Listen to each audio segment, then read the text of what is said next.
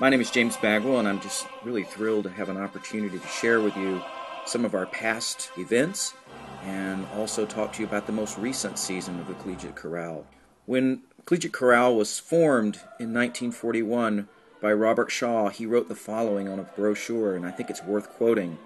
I believe that the choral art will become the great spiritual and artistic expression of American democracy, and it will be the achievement of average people who respect their fellow man, who know that they can say bigger things together than as individuals, and who love the song and the singing. And since our formation in 1941, the Collegiate Chorale has been an important cultural institution in the city of New York. We've worked with eminent conductors over the years.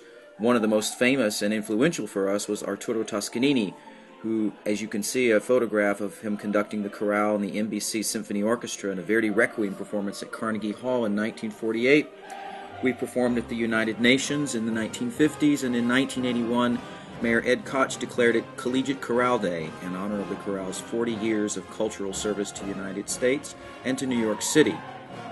Later, under music director Bob Bass, we made our international debut at the Verviers Festival under Maestro James Levine.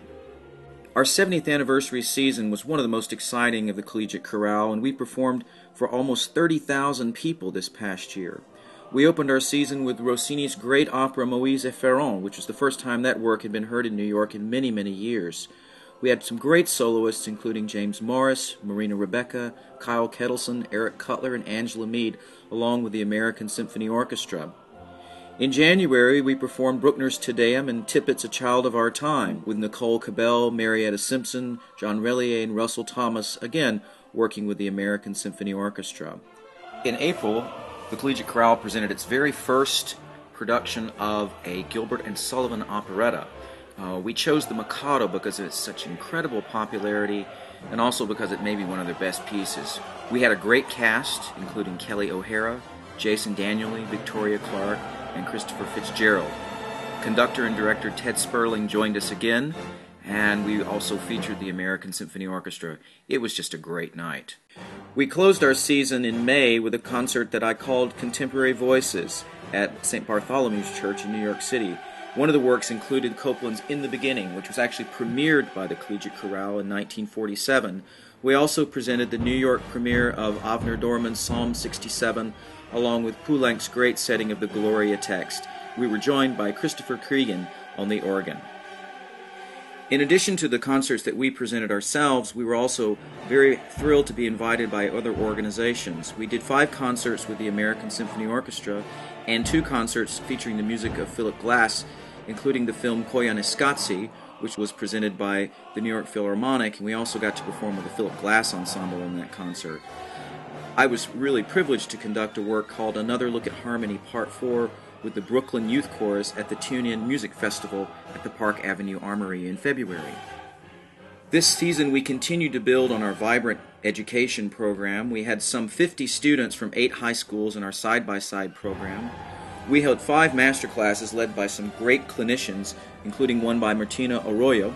I went into some schools, and we had at least 18 or 19 schools and senior community centers attending our concerts. All in all, we're excited that we've reached over 1,000 students and young adults this year through our education program. Looking back at last summer and looking ahead to this July, we'll have made 2 very big and significant summer tours. Last summer, we marked our 5th appearance at the Verbier Festival, where we performed Purcell's Dido and Aeneas, Puccini's Tosca, and Mendelssohn's Elijah. And it was particularly exciting when Bryn Terfel took the role of Elijah in German at the very last minute, and he had performed Elijah with us several years ago. In July, we will be traveling to Israel and Salzburg with the Israel Philharmonic. This is our 2nd time to travel with them. The last appearance was in summer of 2008. We'll have a chorus of about 100 singers, including some 20 side-by-side students and alumni. The works that we'll be performing under Zubin Mehta include Bruckner's Te Deum and Bloch's Sacred Service. And we'll continue our tradition of great performances of the Verdi Requiem, but this time under the baton of Maestro Riccardo Muti. It's also interesting to note that this is the first appearance of an American chorus at the Salzburg Festival since 1989. It's been a real pleasure talking to you about our season, and We really appreciate all that you do for us, because without you, this is not possible. Ticket sales do not cover the costs of all our education and artistic programs, and so we're very appreciative of all your support, and we hope that you will continue to support the Collegiate Chorale with your gifts. We're coming to the end of our fiscal year, June 30th, and we do hope you'll consider a gift in honor of our 70th anniversary season. You can make your fully tax-deductible gift today at collegiatechorale.org, or by mail or by phone. We really do appreciate all that you do for us, the support you give to us, and your generosity. Thank you.